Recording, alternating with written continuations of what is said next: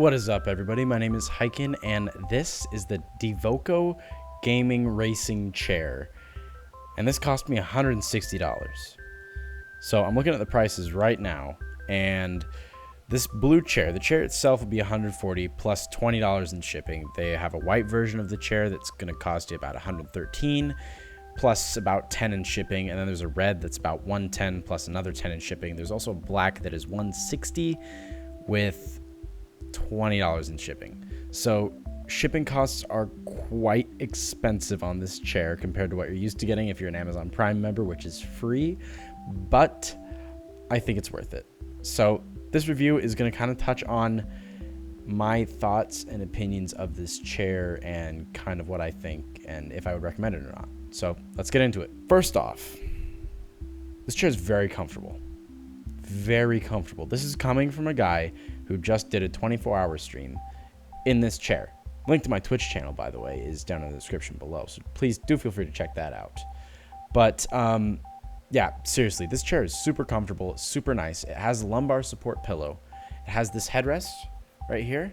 There's this branding back here, which isn't too bad. There's also branding on the lumbar support pillow, which I could show you in a picture, but it's not really anything too obtrusive, and it's not really anything that you wouldn't see from a DX Racer chair, for example. That's kind of what we're comparing this to, since that is a $300 chair, and this is a chair that is half that.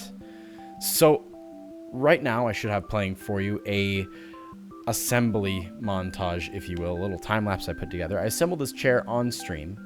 Assembly was all right. The box was very heavy, and it was pretty hard to get up the stairs by myself. So I would definitely suggest getting another person to help you get it up the stairs.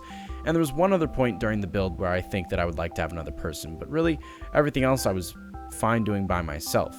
That other part being getting the little plastic covers on part of the back of the chair. It was kind of a hassle to do. They give you a really short screw, and it was just a real pain to get that done. So I would definitely suggest having another person for that. It would have made it a lot easier.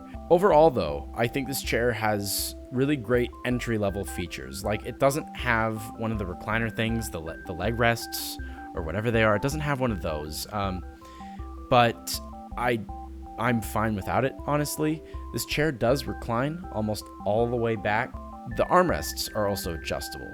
One of my complaints is that the armrests, you can rotate them very, very easily. So sometimes you'll be sitting into the chair and the armrest will move, which is kind of a problem. And I'm not talking up and down moving. I am talking left and right movement.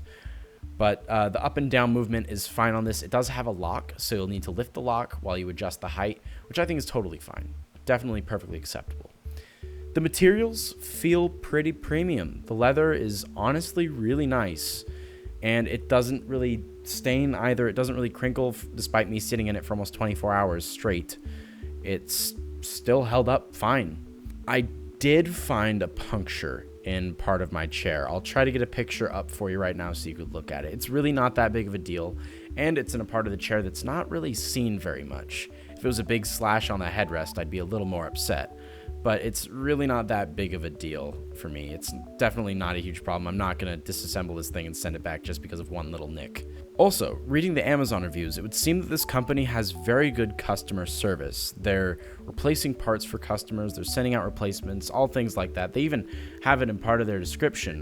There's a 30-day warranty, actually. That's really not great, but there's also a 6-month warranty. Yeah, a 6-month warranty seems fine, plus whatever warranty you do manage to purchase from Amazon as well.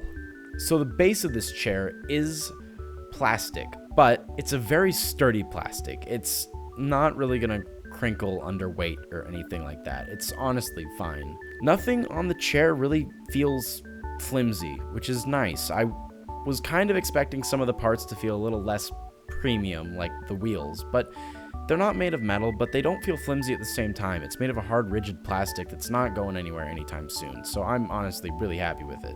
So, is this chair for you? Well, are you looking for a chair in about the $100 to $150 price range? Yeah, I think this might be. There are a lot of budget options out there, but this one honestly seems like it's the right balance between cheaping out and spending a little bit too much money on a chair. So with that being said, I have been hiking, and this is the Devoko racing style gaming chair, height adjustable swivel PC computer chair with headrest and lumbar support, leather reclining executive office chair, blue. Peace out, and I'll see y'all in the next one. Enjoy the rest of this time lapse.